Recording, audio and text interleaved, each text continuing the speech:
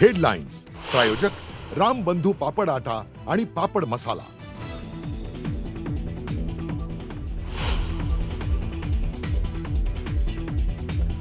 मुंबई महापालिकेच्या महापौर पदाची निवडणूक बिनविरोध होणार। शिवसेना उभाटा उमेदवार न देता विरोधी पक्षात बसणार असल्याची किशोरी पेडणेकरांची माहिती।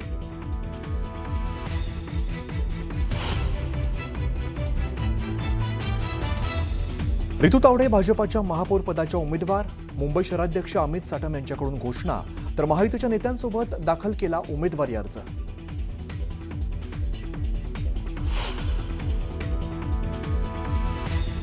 संजय गाडींना शिवसेनेकडून मुंबईच्या उपमहापौर पदाची उमेदवारी। 14 वर्षांसाठी पद देण्यात येत असल्याची राहुल शेवाळेंची घोषणा।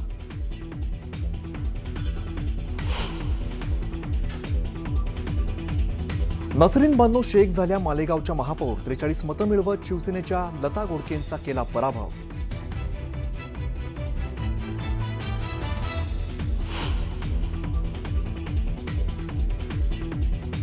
मालेगावमध्ये महापौर पदाची निवडणूक संपल्यानंतर मोठी दुर्घटना। ओव्हरलोड झाल्यामुळे महापालिका सभागृहाची लिफ्ट थेट 5व्या मजल्यावरून कोसळली। सुदैवाने कोणालाही गंभीर इजा नाही।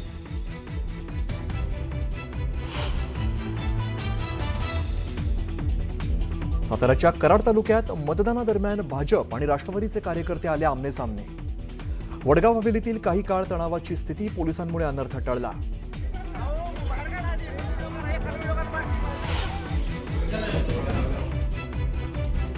शिवसेना आमदार विलास भुमरेंनी मुलासोबत केलं मतदान। भुमरेंच्या मुलाने ईव्हीएमचं बटन दाबलं। विलास भुमरेंवरती कारवाई करण्याचे आदेश।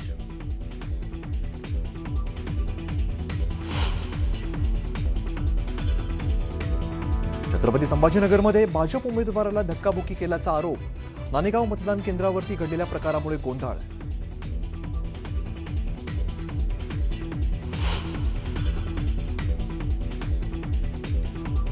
पुण्याच्या रांजणगाव गणपती जिल्हा परिषद गटामध्ये 2 बोगस तरुणांना पकडलं।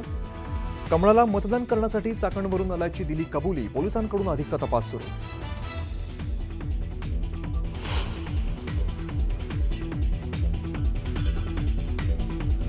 आणि देशात काही लोक शेतकरी विरोधी। पोल्ट्री डेअरीच्या वस्तूंवरती कोणतीही सूट नाही। अमेरिकासोबतच्या करारात शेतकरी हिताला धक्का नाही। केंद्रीय मंत्री पियुष गोयल यांची माहिती।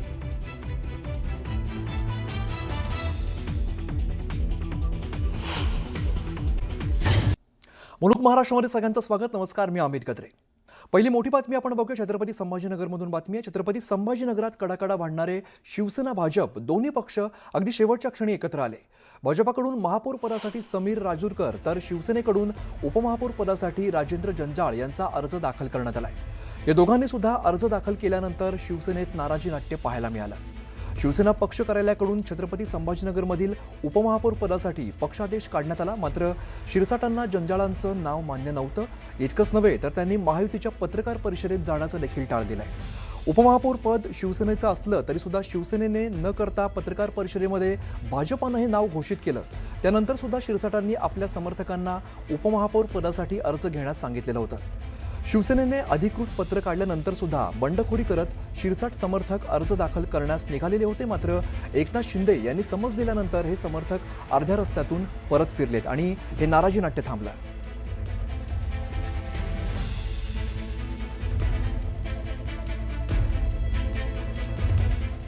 तर एकीकडे शिरसाटांचं नापसंतीचं नाट्य सुरू असतानाच दुसरीकडून एमआयएमच्या इम्तियाज जलीलांनी या सर्व वादामध्ये उडी घेतलेली आहे। त्यांनी थेट एमआयएम आणि शिवसेनेची स्थानिक पातळीवरती युतीबाबत चर्चा सुरू असल्याचा गौप्यस्फोट केला।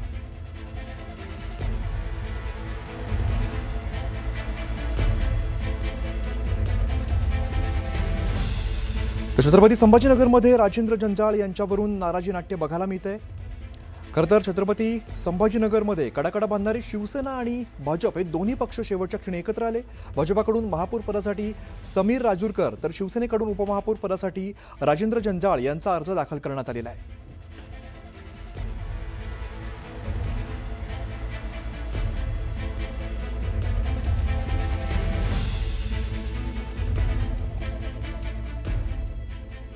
तर आपल्यासोबत बोलण्यासाठी स्वतः संजय शिरसाट आहेत, त्यांच्याकडे आपण जाऊया। मात्र त्यापूर्वी जलील नेमकं काय म्हणतात आपण एकदा ऐकूया।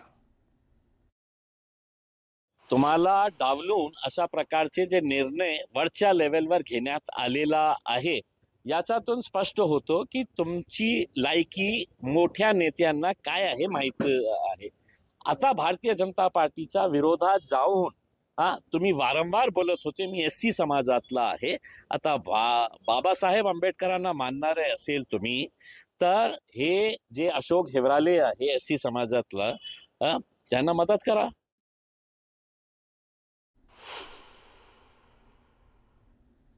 होती मग अशा वेळी जेव्हा स्थानिक लेवल काही वेगळी भाषा करत होते आणि वरच्या लेवलवर काही वेगळा निर्णय झालेला असेल तर याच्यातून हे स्पष्ट होतं की इकडच्या स्थानिक नेत्यांना काही मोठे नेत्यांनी मुंबईमध्ये बसून महत्त्व दिले नाही आणि त्यांनी आपल्या मर्जीप्रमाणे कॅन्डिडेट डिक्लेअर केलं.